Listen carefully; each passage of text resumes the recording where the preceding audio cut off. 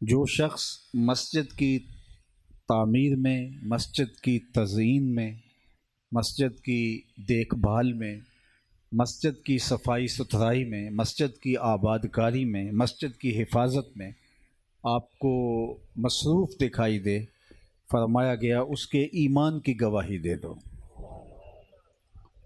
اور مسجد بہترین جگہیں ہیں، خیر الاماکن، اس دھرتی پر سب سے افضل اور اشرف جگہ مساجد ہیں، اور شر الاماکن، بدترین جگہیں بازار ہیں۔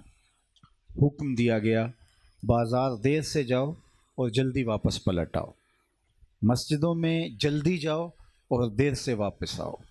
جتنا وقت، جتنے لمحے، جتنی گھڑیاں مسجد میں گزریں گی وہ عبادت شمار ہوں گے۔ ایک نماز کے بعد دوسری نماز کا انتظار یہ خوش نصیب لوگوں کا مقصود ہے۔ فرمایا کچھ لوگ مسجدوں کی میخیں ہوتی ہیں، جس طرح لکڑی میں کیل ٹھک جاتا ہے تو ہر وقت وہ مسجد کے ساتھ یوں جڑے رہتے ہیں۔ اگر کسی وجہ سے بیماری کے سبب وہ مسجد کی حاضری سے قاصر ہوں تو اللہ کے کچھ فرشتے ہیں جو ان کی عیادت کے لیے ان کے گھروں میں جاتے ہیں کہ یہ مسجد کے ساتھ یوں جڑے تھے اور آج مسجد میں موجود نہیں ہیں۔ مسجد نبوی میں ایک خاتون تھی جو مسجد کی صفائی ستھرائی کا اہتمام کرتی۔ کم از کم جو میری عمر کے لوگ ہیں انہوں نے تو ضرور دیکھا ہوگا، ہمارے دیہاتوں میں یہ کلچر تھا کہ فجر کی نماز کے بعد صبح کو جب نمازی اور ناظرہ قرآن پڑھنے والے بچے واپس چلے جاتے تو بوڑھی خواتین آ کے مسجدوں کی صفائی کیا کرتی تھی۔ تو وہ حبشیہ خاتون بھی مسجد نبوی کی صفائی کے لیے آیا کرتی تھی۔ اللہ کے محبوب علیہ السلام نے ایک دن ارشاد فرمایا کہ میں دیکھ رہا ہوں کہ وہ خاتون مجھے دکھائی نہیں دے رہی کئی دنوں سے۔ عرض کی حضور وہ تو انتقال کر گئی۔ فرمایا کہ تم نے مجھے اس کے جنازے کا کیوں نہیں بتایا؟ عرض کی حضور آپ کے مبارک کندھوں پہ کار نبوت کی ذمہ داریاں ہیں، اور وہ ایک عام سی خاتون تھی، ہم نے اس کا جنازہ پڑھا، اس کو دفن کر دیا اور آپ کو بتانا ضروری نہ سمجھا۔ تو آقا کریم نے فرمایا کہ اس کو تم نے عام سی عورت سمجھا تھا جو اللہ کے گھر کی صفائی کیا کرتی تھی، اور فرمایا مجھے اس کی قبر پہ لے چلو۔ حضور صحابہ کے ہمراہ اس کی قبر پہ تشریف لے گئے اور وہاں جا کر حضور نے دعا مانگی۔ تو مسجد کی صفائی کرنا، مسجد کی ستھرائی اور پاکیزگی کا خیال رکھنا، مسجد کی آباد کاری کے لیے کوشاں ہونا، یہ اہل ایمان کا سرمایہ حیات ہے۔ اور میں تو کہتا ہوں کہ جو گلی سے گزرتے ہوئے مسجد کو محبت کی نظر سے دیکھ کے گزر بھی جائے، اللہ اسے بھی محروم نہیں رکھتا، اجر سے اسے بھی مالا مال کرتا ہے۔ جائے کہ جو مسجد کی تعمیر میں، مسجد کی تزئین میں اور آباد کاری کے اندر اپنا سرمایہ لگائے اور اپنے آپ کو مسجد کی خدمت کے لیے وقف کرے۔ اللہ کے پیارے محبوب علیہ السلام نے ارشاد فرمایا، سیدنا ابو ہریرہ رضی اللہ تعالیٰ عنہ سے یہ حدیث مروی ہے، سبعۃ یظلھم اللہ تعالی فی ظلہ یوم لا ظل الا ظلہ۔ 7 اشخاص ایسے ہیں قیامت کے دن جب کوئی سایہ نہیں ہوگا، اللہ انہیں اپنے عرش کا ٹھنڈا سایہ عطا فرمائے گا۔ وہ کڑکتی ہوئی دھوپ، گرمی کی شدت، سورج کا رخ اب الٹا ہے پھر سیدھا ہو جائے گا، اب بہت فاصلے پہ ہے، بہت قریب آ جائے گا۔ زمین کے اندر اب قوت جاذبہ ہے، گرمی کو جذب کرتی ہے، پھر زمین تانبے کی ہو جائے گی، اور زیادہ حدت اور شدت پیدا ہو جائے گی، اور اس دن اپنے اپنے اعمال کے مطابق لوگ پسینے میں شرابور ہوں گے، کوئی گھٹنوں تک، کوئی ٹخنوں تک، کوئی ناف تک، کوئی سینے تک ڈوبا ہوگا، اور کسی کے کانوں تک پسینہ ہوگا، اور کوئی ڈوبا ہوگا پسینے میں۔ اور وہ ایسے ہی عام سا پسینہ نہیں ہوگا جس طرح کہ ہمارے ہاں ہوتا ہے، بلکہ ابن رجب حنبلی نے لکھا کہ وہ اتنا بدبودار ہوگا کہ اگر اس کا ایک قطرہ اب دنیا پہ ڈال دیا جائے، انسان تو انسان رہے، جانوروں کے دماغ بھی پھٹ جائیں اس کے تعفن سے، اس کی بدبو سے۔ اور اگر اس پسینے کا ایک قطرہ کسی پہاڑ پہ رکھ دیا جائے تو اس کی گرمی کی شدت سے پتھر پگھل جائیں۔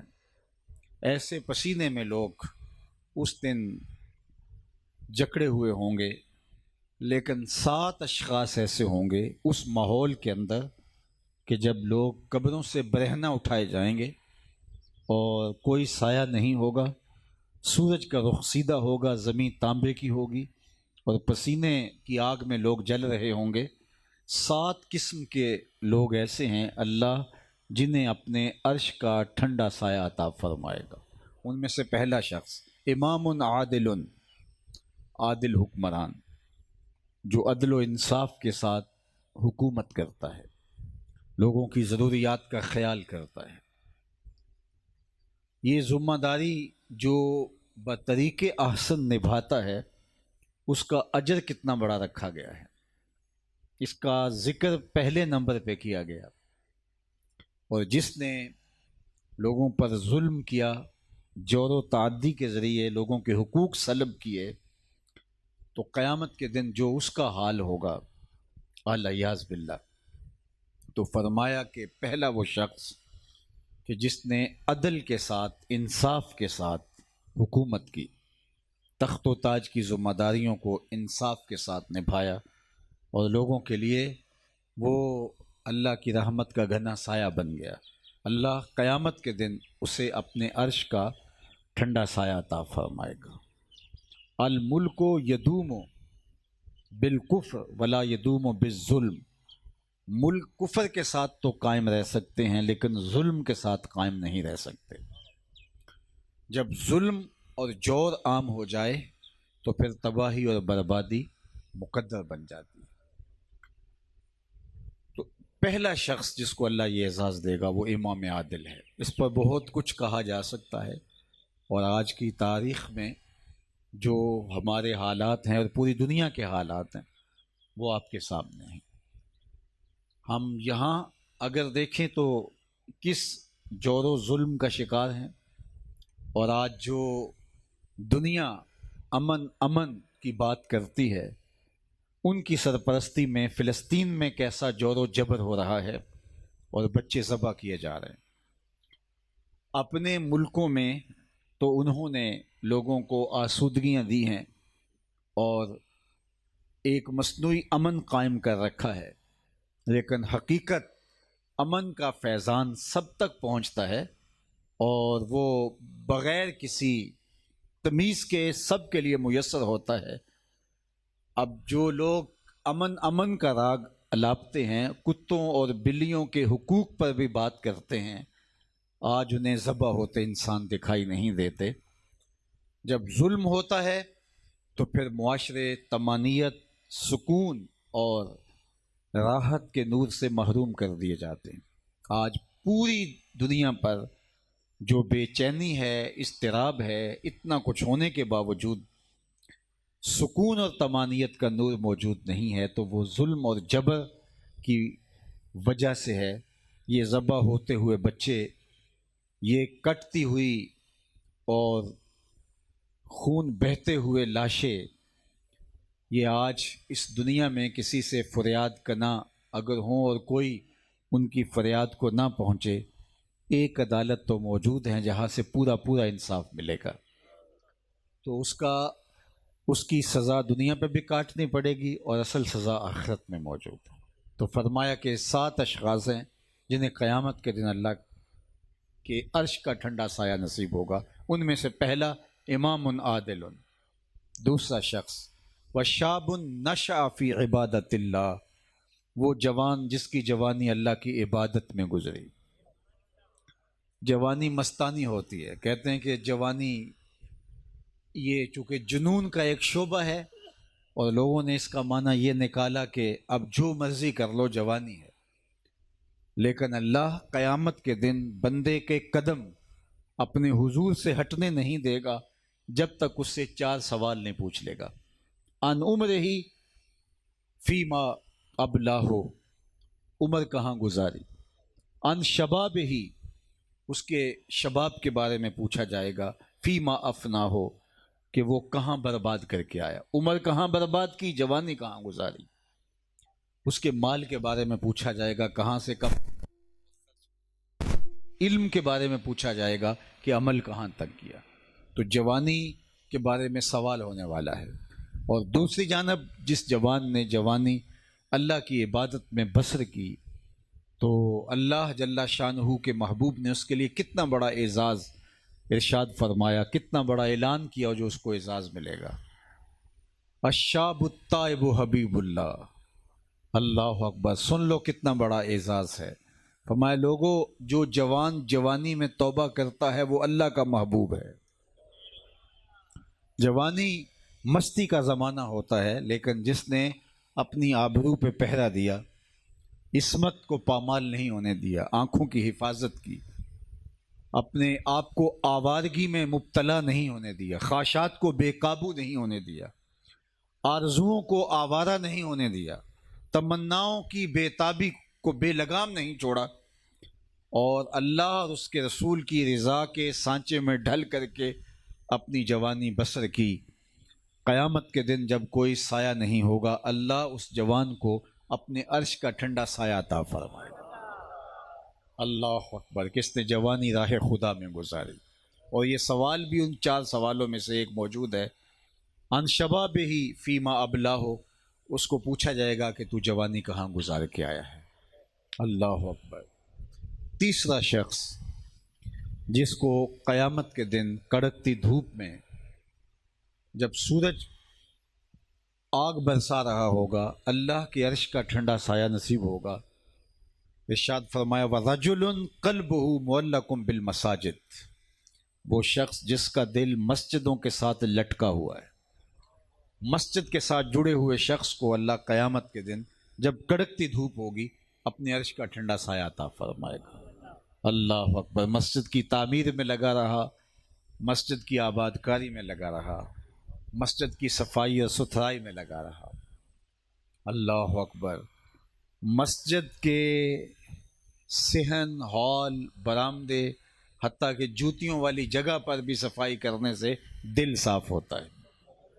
اور میں آپ کو کہوں گا کہ جو مسجدوں میں خادمین متعین ہیں ان کی ماہانہ تنخواہ ہم اپنی کمائی سے پیش کرتے ہیں، تو ایک طرح سے مسجد کی صفائی کا ثواب ہمیں نصیب ہو جاتا ہے، اس لیے کہ وہ ہماری رقم سے رکھے ہوئے لوگ ہوتے ہیں۔ لیکن میں آپ سے کہوں گا کہ کبھی کوشش کر کے اسپیشل مسجد کی صفائی کے لیے وقت نکالا کریں۔ ہر ماہ 1 دن نہیں تو سال میں 1-2 دن ضرور نکالا کریں، جب اپنے بچوں کو لے کر کے اللہ کے پاکیزہ گھر کی صفائی کے لیے کمر بستہ ہوا جائے تو جو مسجد کو صاف کرتا ہے احکم الحاکمین اس کے دل کی ستھرائی فرما دیتا ہے، دل کو پاک فرما دیتا ہے۔ تو مسجدوں کی خدمت اور مسجدوں کی صفائی، اللہ اکبر، اور ان کے آداب کی رعایت، یہ اہل ایمان کا شیوا ہے۔ ایک زمانے میں ہم نے دیکھا کہ لوگ مسجد سے اونچا گھر نہیں بناتے تھے۔ بستی میں، علاقے میں سب سے اونچی جگہ پر مسجد ہی ہونی چاہیے اور سب سے اونچی عمارت مسجد کی ہی ہونی چاہیے، یہ احترام ملحوظ رکھتے تھے۔ اعلیٰ حضرت عظیم البرکت امام اہل محبت امام الشاہ احمد رضا خان فاضل بریلوی علیہ رحمہ و رضوان نے فرمایا کہ مسجد میں اتنے زور سے قدم رکھنا کہ دھمک پیدا ہو، یہ بھی مسجد کے آداب کے منافی ہے۔ مسجد میں قدم بھی ہولے ہولے رکھو چونکہ تم مالک کے دربار میں حاضر ہو، اور وہ لازمی نہیں ہے کہ کوئی مرصع مسجد ہو، بڑی خوبصورت اور بڑے عالی شان قالین بچھے ہوئے ہوں، وہ کچی مسجد بھی ہو تو اس کا ادب بھی وہی ہے کہ اس میں زور سے قدم نہ رکھا جائے، چونکہ وہ اللہ کا پاکیزہ گھر ہے۔ بیت اللہ کو نسبت ہے، بیت اللہ سے نسبت ہے مسجدوں کو، یہ بنات الکعبہ ہے، کعبۃ اللہ کی بیٹیاں ہیں، کعبہ ام المساجد ہے۔ جتنی بھی پوری روئے زمین کے اوپر مسجدیں پائی جاتی ہیں ان کے لیے کعبۃ اللہ کو ماں کا درجہ حاصل ہے، اور یہ تمام روئے زمین کی مسجدیں کعبۃ اللہ کی بیٹیاں ہیں۔ بنات الکعبہ ہیں۔ ہمارے ایک بزرگ فرمایا کرتے تھے کہ جب کعبۃ اللہ کی تعمیر ہوئی اور حضرت ابراہیم علیہ السلام اور حضرت اسماعیل علیہ السلام تعمیر کرنے کے بعد بارگاہ ازدی میں عرض گزار ہوئے کہ کعبۃ اللہ کی تعمیر کے دوران جو سنگ ریزے، پتھر کے ٹکڑے، جو میٹیریل، جو ریت کے ذرے گرے تو مالک اس کا کیا کروں؟ اس کو زمین میں دفن کر دوں، پہاڑوں پہ پھینک آؤں، یا سمندر میں جا کے ڈال دوں؟ آخر یہ کعبۃ اللہ کے تعمیر کے دوران گرے ہوئے سنگ ریزے، پتھر کے ٹکڑے، ریت کے ذرے اور مختلف چیزیں۔ تو کہا نہیں، ان سب کو جمع کرو، اس کا اہتمام ہم خود کرتے ہیں۔ تو حضرت ابراہیم علیہ السلام نے وہ سارے پتھر کے ٹکڑے، وہ سنگ ریزے، وہ ریت کے ذرے اور وہ جو بکھرا ہوا میٹیریل تھا اس کو یکجا کر دیا۔ تو حضرت جبریل امین حاضر ہوئے اور انہوں نے اپنا نورانی پر بچھا دیا، کہا اب اس کو اس پر کے اوپر ڈال دو۔ تو وہ سب کچھ اس پر کے اوپر ڈال دیا گیا۔ اس کے لیے کچرے کا لفظ میں نہیں بول سکتا چونکہ وہ کعبۃ اللہ کی باقیات ہیں۔ تو وہ جبریل امین کے پر کے اوپر ڈال دیا گیا۔ تو جبریل اس کعبہ کے باقیات کو لے کر کے افق پہ بلند ہوئے اور بلند ہو کر کے انہوں نے اپنے پر کو جھٹک دیا اور وہ سنگ ریزے، وہ پتھر کے ٹکڑے، وہ ریت کے ذرے پوری دنیا کے اوپر بکھر گئے۔ کہتے ہیں جہاں جہاں کوئی پتھر کا ٹکڑا، کوئی سنگ ریزہ، کوئی ریت کا ذرہ گرا تھا، وہاں وہاں اللہ کے گھر مسجد کی تعمیر ہوگی۔ تو کوئی ریت کا ذرہ، کوئی سنگ ریزہ یہاں بھی گرا تھا اور آج یہاں خوبصورت مسجد کی تعمیر ہونے جا رہی ہے۔ اور میں قبلہ شاہ صاحب کو مبارکباد دیتا ہوں، ان کے رفقائے کار کو، ان احباب کو جنہوں نے یہ ذمہ داری اپنے ذمے پہ لی، ان کو مبارکباد دیتا ہوں کہ اس پر اللہ کے حضور سجدہ شکر ادا کریں کہ اللہ تو یہ توفیق ہمیں عطا فرمائی۔ وہ اپنا گھر جس سے بنانا چاہتا بنوا لیتا، وہ چاہتا تو زمین سے مسجد اگاتی، اس کے لیے تو کیا مشکل ہے، لیکن یہ ذمہ داریاں اس نے ہمارے کندھوں پہ ڈال کے ہمارے لیے اجر رکھا ہوا ہے۔ تو خوش نصیب ہیں وہ لوگ جو اللہ کے گھر کی تعمیر کرتے ہیں وہ۔ اور جب مسجد اپنے صوری اور معنوی حسن کے ساتھ منصہ شہود پہ آتی ہے تو اہل ایمان کی آنکھیں ٹھنڈی ہو جاتی ہیں۔ ہم بعض اوقات سفر پہ ہوتے ہیں تو اچانک راستے میں کوئی خوبصورت مسجد نظر آتی ہے تو ہمیں نہیں پتہ ہوتا یہ کس نے بنائی ہے، یہ معلوم بھی نہیں ہوتا کہ یہ مسجد جو ہے یہ کب بنی ہے، لیکن مسجد کی صوری اور معنوی اس کا وہ جمال دیکھ کر کے بے ساختہ زبان سے دعائیں نکلتی ہیں، یار ہمیں تو پتہ بھی نہیں ہے اور ہم دعا دیتے ہیں تو جس رب کا گھر بنایا وہ کتنا کرم نازل فرماتا ہوگا، کتنی رحمتیں اتارتا ہوگا۔ جب حضرت عمر رضی اللہ تعالی عنہ نے مسجد نبوی کے اندر فانوس روشن کیے اور رمضان المبارک کا مہینہ تھا تو شام کا وقت تھا، تو جو ہی رات کا اندھیرا چھانے لگا تو وہ ایک دم سب چراغوں کو آگ دی گئی تو جگمگ جگمگ مسجد نبوی روشن ہو گئی۔ تو حضرت علی المرتضیٰ رضی اللہ تعالی عنہ مولا کائنات تشریف لائے اور جو ہی انہوں نے مسجد نبوی کو یوں چمکتے ہوئے دیکھا تو انہوں نے برجستہ ایک دعا دی۔ آج وہ دعا میں مسجد کے تعمیر کرنے والوں کے نام کرتا ہوں۔ حضرت علی نے جو برجستہ لفظ کہے میں اردو میں ان کا ترجمہ اس انداز سے اور اس معیار سے تو بیان نہیں کر سکتا، لیکن اس کے ترجمے کے اندر بھی آپ کو بڑا سرور آئے گا۔ جو ہی حضرت علی داخل ہوئے اور مسجد نبوی کو جگمگ جگمگ دیکھا تو برجستہ انہوں نے کہا، عمر اللہ تیری قبر کو روشن کرے، تو نے مسجد نبوی کو روشن کیا ہے، اللہ تیری قبر کو روشن کرے۔ تو میں کہتا ہوں جو اس مسجد کی تعمیر میں ایک اینٹ بھی لگائے گا اللہ اس کی دنیا آخرت اور قبر روشن فرمائے اور اس کو اجر عظیم عطا فرمائے۔ تو یہ خوش نصیب لوگوں کا مقصود ہے۔ یہاں بادشاہ وقت بھی آئے تو اس کو جوتے اتار کے آنا پڑتا ہے.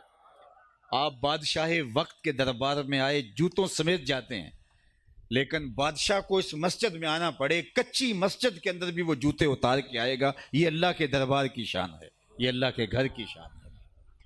لہسن کھا کر کے، پیاز کھا کر کے مسجد میں آنے سے روکا گیا ہے. اعلیٰ حضرت کی ابھی بات ہوئی، وہ مسجد کے اندر چراغ روشن نہیں کرتے تھے. اور آپ جانتے ہیں کہ جب یہ لائٹ نہیں ہوتی تھی تو سرسوں کا تیل مسجدوں میں جلایا جاتا تھا، چونکہ جو مٹی کا تیل ہوتا ہے اس میں بدبو ہوتی ہے. تو اعلیٰ حضرت اس زمانے میں جب وہ دیا روشن کرتے تو دیے کو، چراغ کو مسجد سے باہر لاتے، پھر اس کو جلاتے اور پھر مسجد کے اندر رکھتے. تو کسی نے کہا کہ حضرت یہ کیا کرتے ہیں؟ تو فرمایا کہ یہ جو دیا سلائی ہے، جب اس کو جلایا جاتا ہے تو اس کے اندر چونکہ گندک ہے، اور جب دیا سلائی میں آگ نکلتی ہے تو ساتھ بدبو نکلتی ہے. تو مسجد میں چونکہ لہسن کھا کر کے آنے سے بھی روکا گیا ہے، لہٰذا میں یہ گوارا نہیں کرتا کہ دیا سلائی کے جلنے سے جو بدبو نکلتی ہے اس بدبو سے بھی مسجد کو جو ہے وہ بچایا جائے اور اس کو مسجد کو پاک رکھا جائے، اور میں گوارا نہیں کرتا کہ وہ بدبو بھی مسجد میں پھیلے. تو یہ ہے اللہ کے گھر کی تعظیم. تو تیسرا شخص فرمایا وَرَجُلٌ قَلْبُهُ مُعَلَّقٌ بِالْمَسَاجِدِ، وہ آدمی جس کا دل مسجد کے ساتھ جڑا ہوا ہو، لٹکا ہوا ہو دل مسجد کے ساتھ، مسجد میں آ کر اس کو سکون ملتا ہو، طمانینت ملتی ہو، قرار پہنچتا ہو. تو قیامت کے دن جب کوئی سایہ نہیں ہوگا، اللہ اسے اپنے عرش کا ٹھنڈا سایہ عطا فرمائے.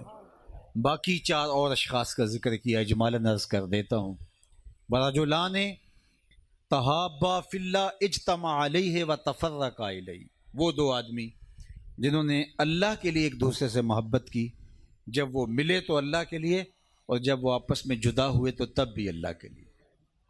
الحب للہ والبغض للہ، ان کی محبت کا سبب کوئی دنیاوی سبب نہیں تھا، ان کی محبت کا سبب اللہ کی محبت تھی. تو قیامت کے دن اللہ کے لیے ایک دوسرے سے محبت کرنے والے، اللہ کے لیے ایک دوسرے سے ملنے والے، اور اللہ کے لیے ایک دوسرے سے جدا ہونے والے عرش الہی کے سائے تلے ہوں گے. اور پھر ایک شخص کا ذکر کرتے ہوئے فرمایا وَرَجُلٌ دَعَتْهُ امرأة ذات منصب وجمال فقال انی اخاف اللہ، وہ شخص جس کو کسی عورت نے دعوت گناہ دی، اور وہ عورت معمولی نہیں تھی، ذات منصب وجمال، خوبصورت بھی تھی اور صاحب منصب بھی تھی. اس نے نوجوان کو لبھایا اور اپنی طرف مائل کرنے کی کوشش کی. تو اس نوجوان نے، جس کے قدموں میں حسن بچھنے کے لیے خود بےتاب تھا، کیا جواب دیا؟ فقال انی اخاف اللہ، اس نے کہا میں تیری بات کیسے مانوں، مجھے اللہ کا خوف ہے. اللہ کے ڈر کی وجہ سے قدموں میں بچھتے ہوئے حسن کی پیشکش کو اس نے مسترد کر دیا. اس نے کہا میں تیری طرف نظر اٹھا کے میں نہیں دیکھ سکتا، چونکہ میں اللہ کے حضور پیش ہونا ہے.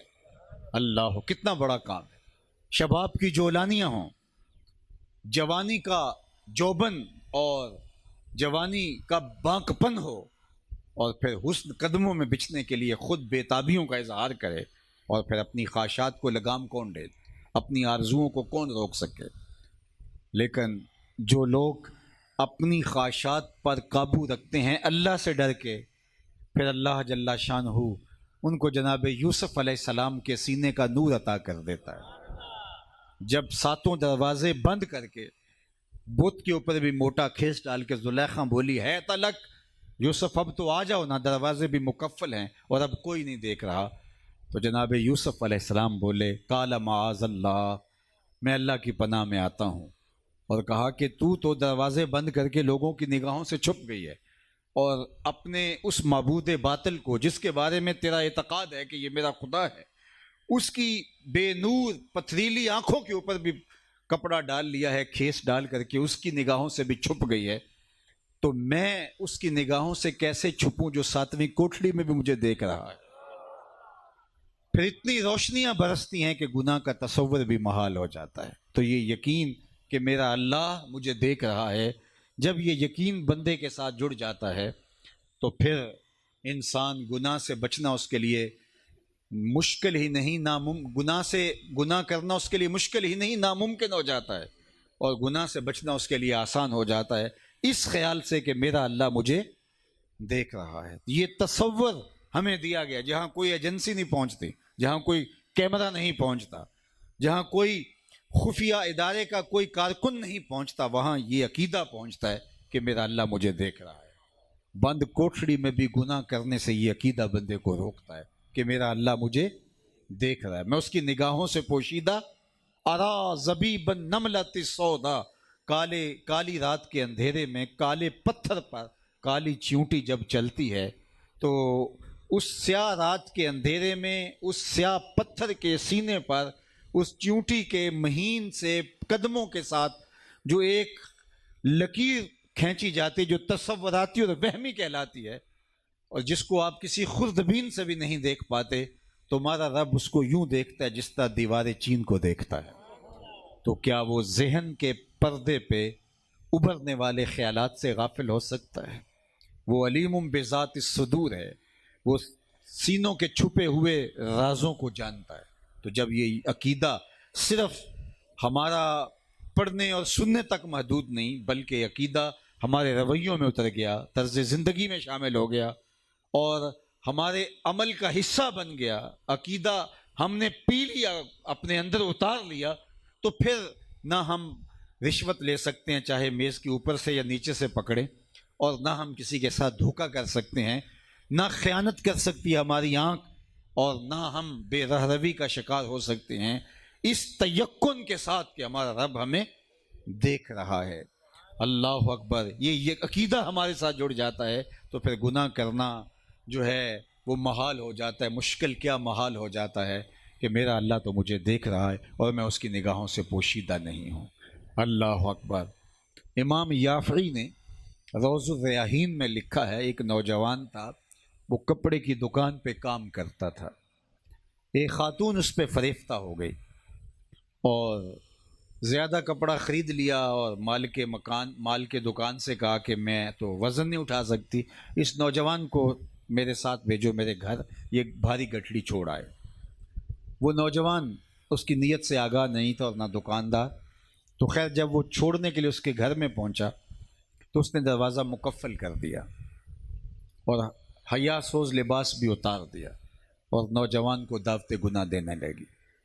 یہ جو ریشمی جال ہوتا ہے شیطان کا سب سے خطرناک جال ہوتا ہے، یہاں بڑے بڑے لوگ آ کے برباد ہو جاتے ہیں۔ حضرت سعید بن المسیب رضی اللہ تعالیٰ عنہ جلیل القدر تابعی ہیں، آنکھوں سے نابینے تھے، 80 سال کی عمر ہے، تو کسی نے کہا کہ آپ اپنی باطنی کیفیت بتائیں، تو کہنے لگے کہ شیطان جس روپ میں مرضی آ جائے میرا کچھ نہیں بگاڑ سکتا، لیکن اگر عورت کے روپ میں آ جائے تو میں کچھ کہہ نہیں سکتا۔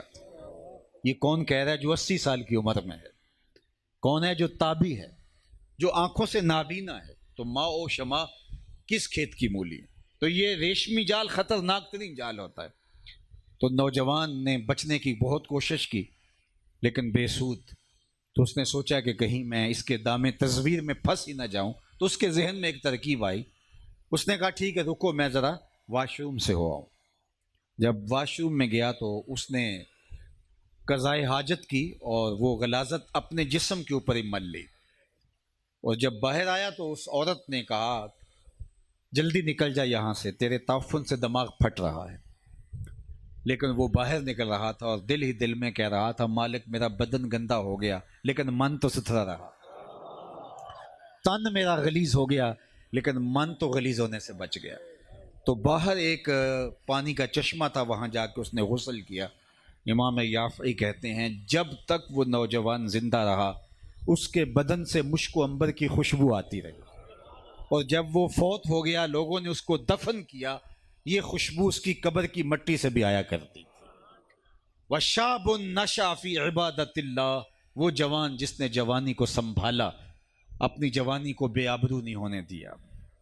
آج میں اور آپ جس دور سے گزر رہے ہیں، آنکھوں کی حفاظت بہت مشکل ہو گئی ہے، کیونکہ ہم بند کمرے میں سوشل میڈیا کے ساتھ جب کھیل رہے ہوتے ہیں تو وہاں شیطان گھس آتا ہے، تو اس وقت اپنے آپ کو شیطان کے حملوں سے بچا کر کے بچ کے نکلنا کوئی آسان کام نہیں ہے۔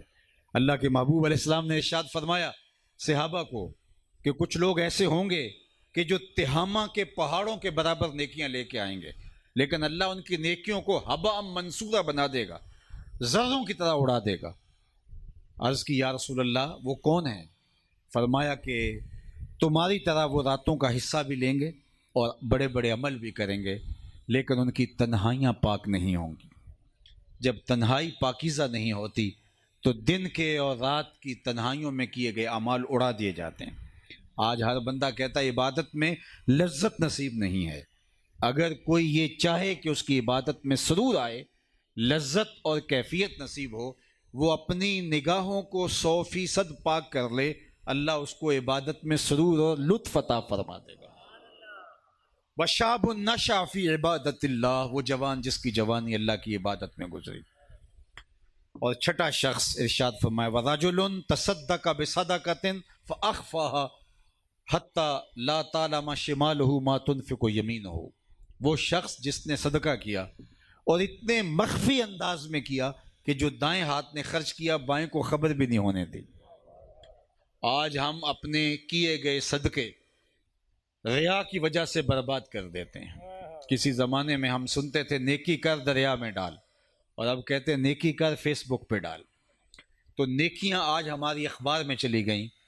آج ہم ایک آٹے کا تھیلا دے رہے ہوتے ہیں تو 5 لوگ تصویریں کھینچ رہے ہوتے ہیں۔ سب سے بڑا جرم جس کو شرک کہا گیا، شرک اصغر، وہ ریا ہے۔ اور اللہ کے محبوب علیہ السلام فرمایا کہ ادنا سی ریا بھی اللہ معاف نہیں فرمائے گا۔ اللہ اکبر۔ حضرت معاذ بن جبل رضی اللہ تعالیٰ عنہ حضور کے روضہ انور کے پاس بیٹھ کے رو رہے تھے، تو حضرت عمر گزرے تو کہا اے معاذ کیوں رو رہے ہو؟ کہا صاحب مزار کا ایک فرمان یاد آ گیا۔ تو کہا مجھے بھی سناؤ۔ تو کہا ایک دن حضور نے فرمایا تھا کہ تھوڑی سی ریا بھی شرک ہے، تھوڑی سی ریا بھی شرک ہے۔ تو آپ مجھے بتائیے کہ جب ہماری زندگی بانی جائے ریا کا مجموعہ، تو پھر عمل کہاں گئے ہمارے؟ عمل برباد ہو گئے۔ کیتی کتری پئی کھو محمد تے سکہ بنیا زردہ، کچھ پلے نہ رہا جب عمل برباد ہو گئے ہمارے۔ تو فرمایا کہ دائیں ہاتھ نے جو خرچ کیا بائیں کو خبر نہ ہوئی۔ اور آخری بات اس حدیث کی جو حضور نے 7ویں چیز ارشاد فرمائی وہ یہ تھی وَرَجُلٌ ذَكَرَ اللَّهَ خَالِيًا فَفَاضَتْ عَيْنَاهُ۔ اللہ اکبر۔ ایک شخص تنہائی میں بیٹھ کے اللہ کو یاد کرنے لگا، اللہ کو یاد کرتے کرتے اس کی آنکھوں سے آنسو ٹپک پڑے۔ اللہ اکبر۔ فرمایا قیامت کے دن جب کوئی سایہ نہیں ہوگا، اللہ اس شخص کو بھی اپنے عرش کا ٹھنڈا سایہ عطا فرمائے۔ آج تو آنسو بھی کیش کروائے جاتے ہیں۔ آج ہم کس دور نافرجام سے گزر رہے ہیں؟ وہ تنہائی میں بیٹھا تھا، ذکر اللہ خالیا، تنہائی میں بیٹھا تھا، ففادت عیناہ، اس کی آنکھوں سے آنسو ٹپک پڑے۔ جی وہ شخص رویا اور رونے سے اس کی پلکوں کے بالوں کی ایک جڑ گیلی ہو گئی۔ کل قیامت کے دن وہ بال اس کو جہنم میں نہیں جانے دے گا۔ اللہ سے کہے گا یا اللہ یا مجھے نکال لے یا اسے جنت عطا کر دے۔ تو یہ 7 اشخاص قیامت کے دن اللہ کے عرش کے سائے تلے ہوں گے۔ تو اس میں سے جو تیسرا شخص حضور نے ارشاد فرمایا وَرَجُلٌ قَلْبُهُ مُعَلَّقٌ بِالْمَسَاجِدِ، وہ آدمی جس کا دل مسجد کے ساتھ لٹکا ہوا ہے۔